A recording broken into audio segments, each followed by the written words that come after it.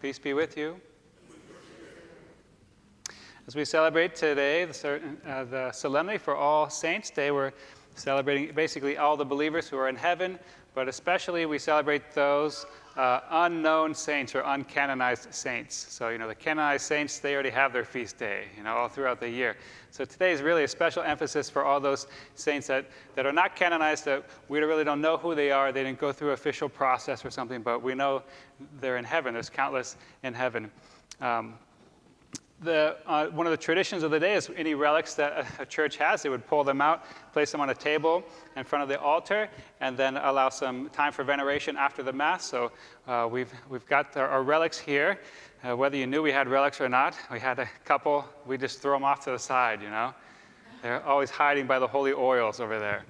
But we have, first we have this altar stone. This is actually from the last altar that we had that got replaced, I think, 2009 or 10, when they redid the whole church. And so this is the stone that was taken out of the old altar. And so we have an altar with no altar stone inside. But we have, there's two saints inside here, actually. Saint Simplicia, I don't know who that is. We could have to do a research paper, And then St. Vincent de Paul is both inside here. And so you can come and see this one. You can pick it up if you want. Just don't turn it upside down or the relic will fall out. So, but you can see just the little hole that's in there. And so we'll have this one up here. We also have another one of St. Vincent de Paul. So we have actually two relics of St. Vincent de Paul here. We have, this is kind of a mystery one. This actually looks like there's three relics inside here, but the words, the names are really faint, and so it's kind of hard to make out, and they're in Latin. Maybe our lawyer can figure that one out, and I can do it. So there's three saints here. I'm not sure which ones they are, though. Then over here, we have another one, and this one is of St. Anthony of Padua. So what's that, 1200s, somewhere around there? So long time ago. Known for being a miracle worker. So we have the relics here. You feel free to venerate them after Mass, ask prayers, intercessions, especially through these saints. If you have a rosary or something and you touch one of the relics and just pray with it, your rosary becomes a third-class relic. And so you can just always use that for more intercession reminders to invoke that saint or those saints for more prayers for you.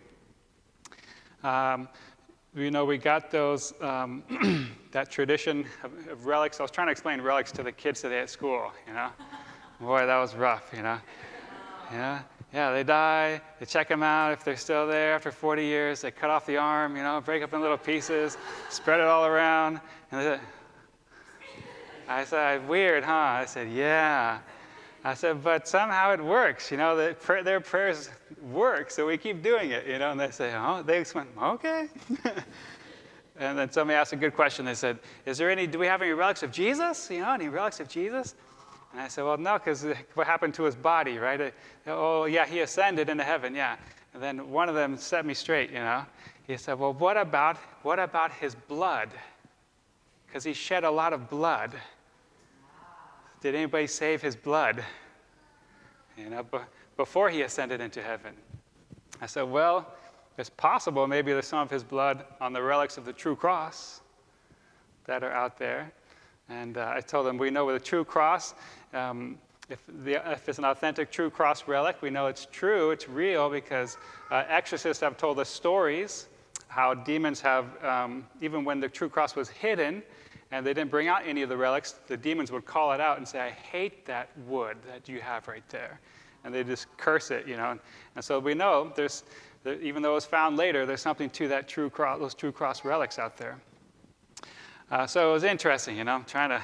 Then, of course, after Mass, the fifth graders, they had a lot of questions, And so after about 20, 30 minutes, I said, I'll come visit you guys later, another time. But they had good questions. So this is one of our great traditions. And I think, the readings today are really readings full of hope, especially that first reading in Revelations, trying to really show us and fill us with hope of the countless, the thousands upon thousands of believers, of our older brothers and sisters in the faith who are in heaven, who have, gone through this trial on earth, and they're the church triumphant in heaven. We actually see in that first reading, if we slow it down, there's two groups there happening. And actually, in this passage, John is having a vision of heaven and earth at the same time. Right? The first part of the vision, in our passage tonight, we heard him speaking about those who were on earth, right? Because God was speaking and saying to the angels, do no harm to the land and to the sea and to the trees until, so we know he's talking about what's happening on earth. Until, he says, we seal God's precious people, these 12 tribes. So there he's speaking about the 12 tribes of Israel, or just the Israelite believers being sealed, and so they can be protected and, in a sense, saved after they go through their tribulation. And then he continues on in this vision, and he then explains what he sees in heaven. And we know he's in heaven because he sees this crowd of thousands upon thousands. He says a number that nobody can count, standing before the throne of God. So we know that he's talking about now, he's speaking about this vision in heaven. And of course, this crowd of thousands upon thousands that nobody can count, he says, is from every nation and tribe and language and race. They're all of the Gentile believers from all over the whole world are standing there before the throne, worshiping God. And they said that they got there, that they're there after their tribulation. After their tribulation. So this is speaking about part of the end time structure here, and these last times of tribulation before Jesus comes back, before his immediate coming.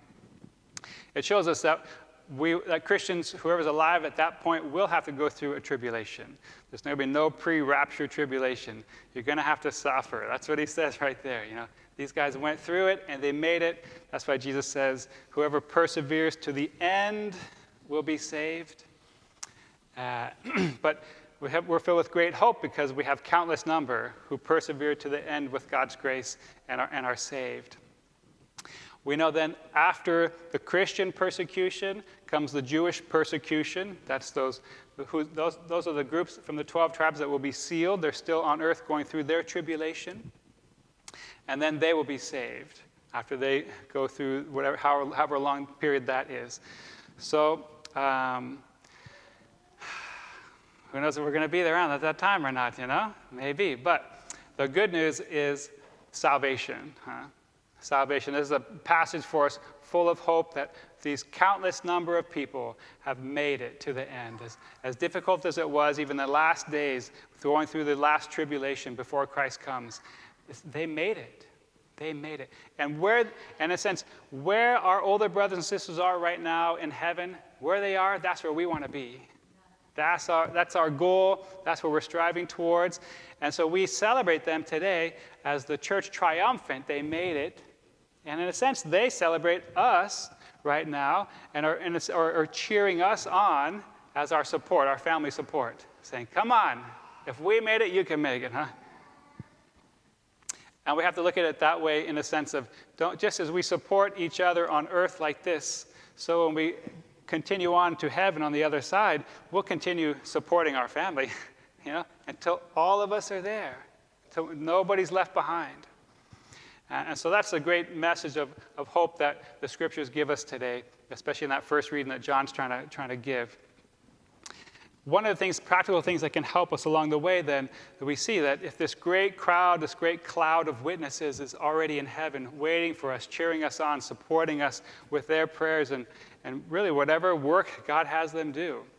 It's not our job to invoke them. Our job to invoke them, to call upon them. Do we have personal patron saints? Do we have confirmation saints? Do we have family saints? Saints the patron saints for our families. Do we have, we do have a patron saint for our parish, So you see where we're going with this. Do we have these saints that we look towards and ask for their support, ask for their prayers? Not just our friends and our family on earth, but our friends and our family in heaven. Asking them for more prayers and building this up like a lifestyle that says, I'm not afraid to ask for help. Saints and angels, help me. Pray for me. Shower God's wisdom upon me. Shower God's courage and his strength upon me. The harder life gets, in the New Testament, the disciples, the apostles teach us that the harder life got for them, they didn't say, Lord, take the hard stuff away. They said, Lord, make us stronger. Lord, make us stronger. So we can pray that prayer too, and especially asking or invoking our older brothers and sisters who have kind of been there, done that, and now they're on the other side. They see that all of this is nothing compared to the glory that we'll experience when we get on the other side. All this suffering, all the joys and the sorrows, nothing compared to seeing God face to face in heaven. So that's what we have to look forward to. But on the practical note, do we have this built into our lifestyle where we are invoking the many different saints? And sometimes just saying, all saints and angels, all holy men and women, right? Pray for us. And do we invoke them at least weekly, if not daily, and building that devotion to them so that truly we're already building this family life with them, even here and now on earth.